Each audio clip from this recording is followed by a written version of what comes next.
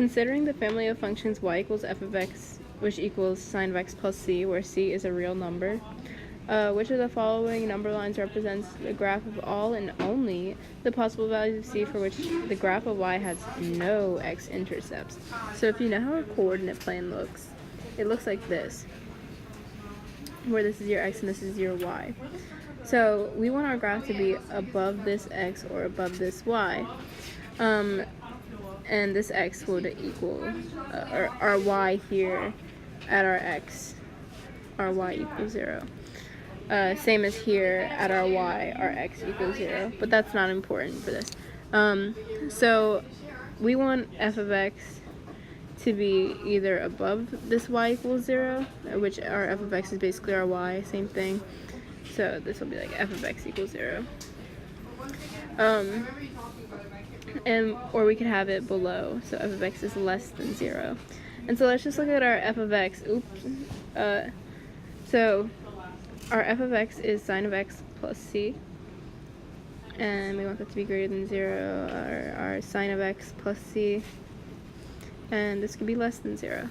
So important thing to know about the sine of x is that without an amplitude here, there's no consonant, or whatever they're called. Constant, not consonants. Okay, I'm an AP Lit, not to flex, but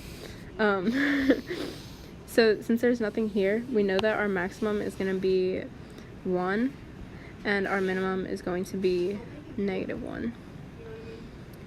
Thus, so what we're going to do here is, okay, say this is our sine graph.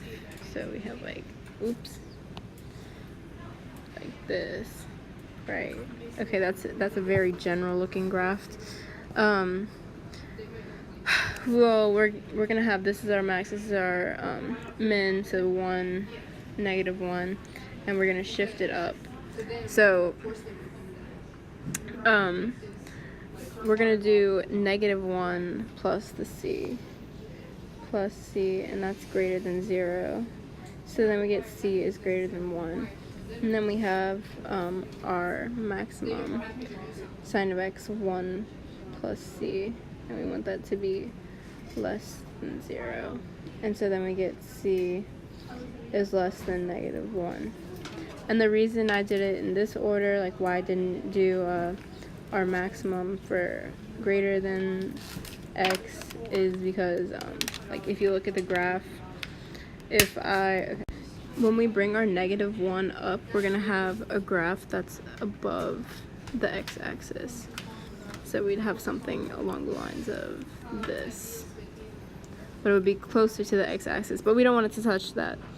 So that's why I did that order. And same thing, if you bring it down the 1, it's gonna be less than 0. So we can cancel out a and e because we don't want it to be equal to 1, because then we would have x-intercepts. And then b is just incorrect, and then c doesn't account for the -1. So our answer is D. Hopefully that makes sense, but good luck.